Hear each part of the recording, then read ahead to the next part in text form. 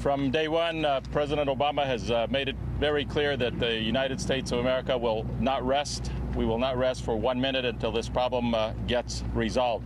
And that is why Secretary Napolitano is here today on her 4th visit here. I've been in Houston at the Command Center on 4 times, and this is also my 4th visit here to Louisiana. And we will not rest until this job gets done. It is also important to note that with us today is the leadership of the United States Senate. When we think about the Assistant Majority Leader of the United States Senate, Dick Durbin is here with 5 of the colleagues in the U.S. Senate because the eyes of the United States Senate are on Louisiana, what's happening here in the Gulf Coast today.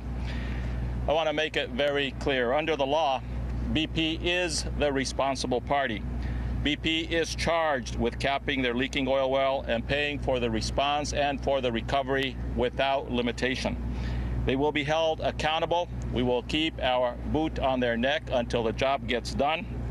And as I said yesterday, we will make sure that all of their responsibilities are fulfilled to the people of the Gulf Coast and to the United States government. When Admiral Allen, as a commander of this situation, is not satisfied with the actions of BP, he calls and will call BP and push them to take every appropriate step. He will order them to take the appropriate steps. I also have made it clear that we are not standing on the sidelines and letting BP do what BP wants to do. The federal government has mounted the largest response to fight this oil in all of the history of this country. We have deployed more than 1,000 vessels. 20,000 plus people are out there working day and night. We have burned oil off the surface. We have skimmed it, dispersed it on the surface and in the undersea.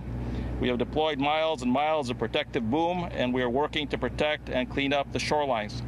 We are getting, as Secretary Napolitano said, independent flow rate numbers from the best scientists in the world that will tell the United States how much of this BP oil has already spilled out into the Gulf Coast.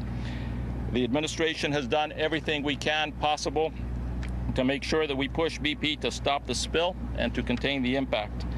We have also been very clear that there are areas where BP and the private sector are the ones who must continue to lead the efforts with government oversight, such as the deployment of private sector technology 5,000 feet below the ocean surface to kill the well. BP and the private sector, with the help of federal scientists, are the ones who must get that problem solved, and we have the oversight capacity in the administration to make sure that they are doing that. Let me just encapsulate what I said in my own words. The fact of the matter is that this is a BP mess. It is a horrible mess. It is a massive environmental mess. The accountability here, as the investigations unfold, will hold them accountably both civilly and in whatever way is necessary. And we will not rest until the job is done. That's why we are spending the amount of time that we are spending on this matter. We are resolute and confident as we move forward that better days are ahead. But in the meantime, as we go through this very, very difficult time period, our job collectively under the President's direction is to not rest a single day, but to keep pushing with everything that we have to make sure that the very best is done under these very difficult circumstances. And with that, it is my honor to introduce the Assistant Majority Leader, United States Senator Dick Durbin from Illinois. Thanks. Thanks, Secretary Salazar. I want to thank Secretary Napolitano as well. I also want to thank our hosts here, my colleagues, Senator Mary Landrieu and Senator David Vitter, who are hosting us with Congressman Cow here from Louisiana. We put this trip together on short notice. I contacted my colleagues late last week and said, we'd like you to come and see firsthand what's going on in the Gulf of Mexico. And the turnout was amazing. We ended up not only with those you see from the state of Louisiana, but clearly, in addition to those, we have Senator Jeff Bingaman, who is the chairman of the Energy Committee in the United States Senate, Senator Lisa Murkowski from Alaska, who is a member of that committee, ranking member of that committee, an Energy Committee as well, and a member as well, Senator Whitehouse of Rhode Island. The reason we came here was to see firsthand what has happened. I can tell you after seeing it and after listening in that hall to the men and women whose lives have been affected, that I've come away with a new feeling about BP. BP, in my mind, no longer stands for British Petroleum.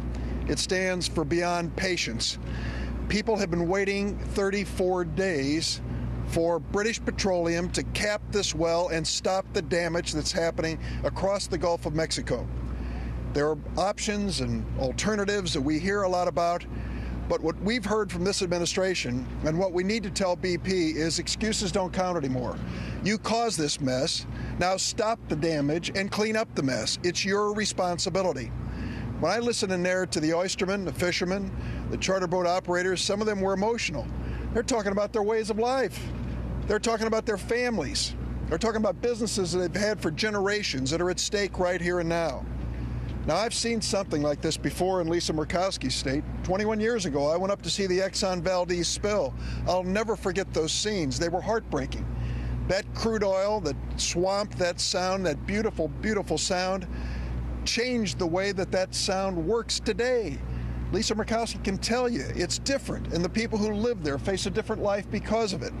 That's what's wrong with this situation. We never should have been where we are today, and now this administration will continue to put the pressure on BP to do what's right, to clean up this mess and pay for every